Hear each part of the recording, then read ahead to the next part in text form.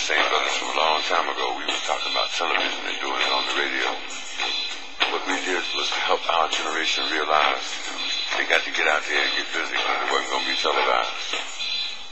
We got respect for your rappers and the way they freeway up. But if you're going to be teaching folks things, be sure you know what you're saying. Older folks in our neighborhood got plenty of know-how. Remember, if it wasn't for them, you wouldn't be out there now. And I ain't coming at you with no disrespect. All I'm saying is that you damn well got to be correct. Because if you're going to be speaking for a whole generation and you know enough to try and handle their education, be sure you know the real deal about past situations and ain't just repeating what you heard on the local TV station. Sometimes they tell lies and put them in a truthful disguise.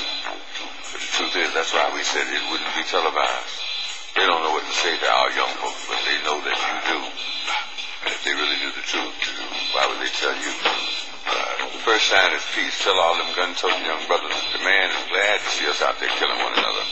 We raised too much hell when they were shooting us down, so they started poisoning our minds and trying to jerk us all around. And then they tell us they got to come in and control our situation. You are now in tune on the one, the force itself. At this time, we call it the Master Blaster Jamming. By the time they figure out what's going on, it will be another page in history. Bob Marley. My message is audible to spiritual ears only. Greetings, O ones of the one, salutations of peace. You are now in tune on the one, the force itself. At this time, we call it the Master Blaster Jamming. It's time we take responsibilities for our own future, for our own destinies.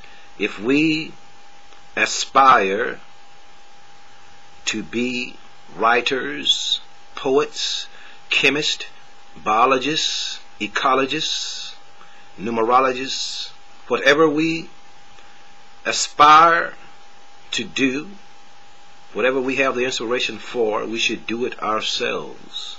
We have created this counterculture. The Rastafari movement was created by the subtle majesty of His Imperial Majesty, the Emperor Haile Selassie. We should network with people who understand on a barter system. We must study permaculture, permanent agriculture. We must study the ancient techniques, the waru techniques of the Peruvians, the scientific technology of the ancient Egyptians, the Maya, and all the indigenous cultures, the Hopi Indians. We must sell our beads, our craft to ourselves. We must support ourselves now. The economy is crashing. We must grow our own food. The Rasta man must be farmers. We must not wait on the publishing companies to publish our works. There is something happening within this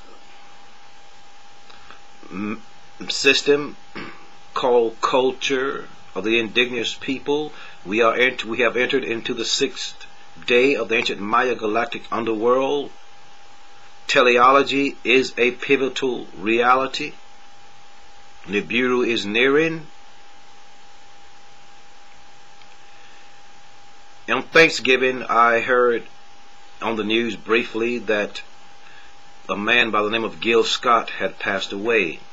It touched me deeply because I thought it was one of our major prophets, Gill Scott-Heron, friend of mine. It was his father.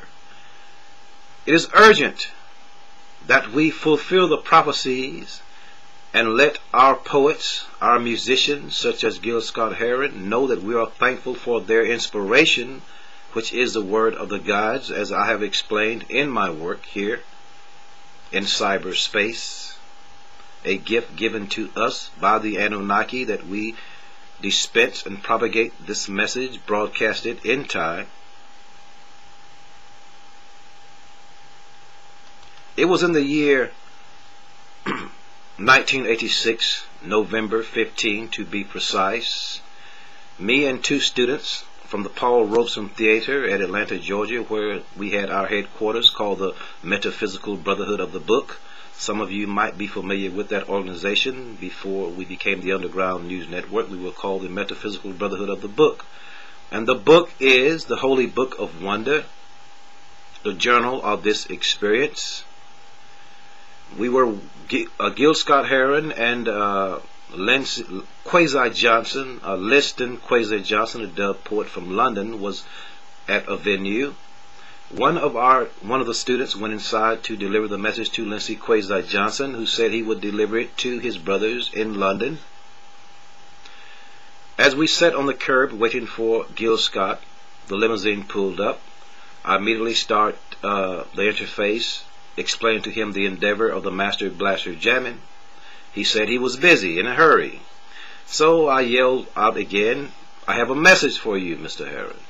So he said, "Well then, come on in." So we joined the entourage and we went back into the dressing room, and I explained it intensively. And he said if anyone could do it, he could pull it off. He was a man for it. He understood it. So we left then and went into the audience about 3 rows back. And Gill came out, much to my chagrin, singing one of Stevie Wonder's songs, very superstitious. So he was really touched by what had transpired in the interface. And he started singing very superstitious. Mysteriously, the lights went out, and I felt this energy on my shoulder, and I looked into Gill's eyes upon the stage, and he said, "Something strange is happening here tonight, something very spiritual."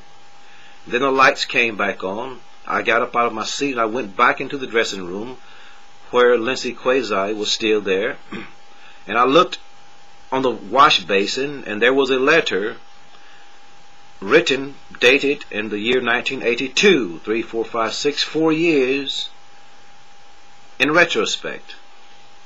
So, as I was reading it, there was a young man, his name slips me now, but it's recorded in the Holy Book of Wonder, was explaining to Gill Scott-Heron something of the book of Revelation, saying that Revelations 14 was about Bob Marley, the Lamb, and explaining other things about the helicopters were the locusts in Revelations of the Vietnam War.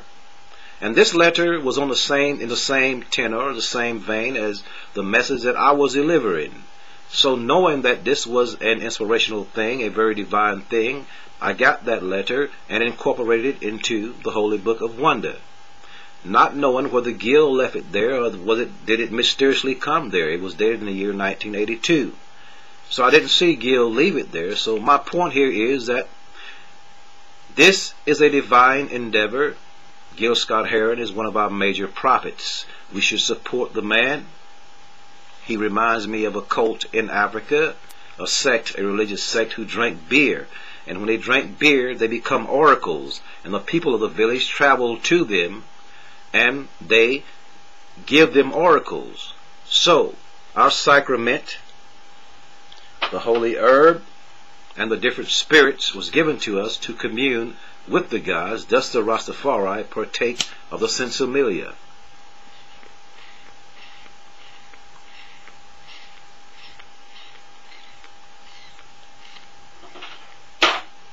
You are now in tune on the one, the force itself. At this time, we call it the Master Blaster jamming.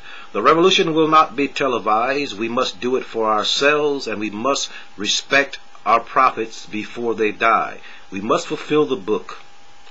Show you pictures of Nixon blowing a bugle and leading a charge by John Mitchell, General Abrams, and Spyro Agnew to eat hog maws confiscated from the Harlem sanctuary. The revolution will not be televised.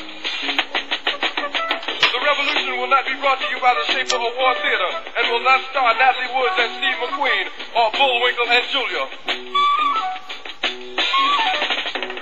The revolution will... You are now in tune on the one, the force itself. At this time, we call it the Master Blaster jamming.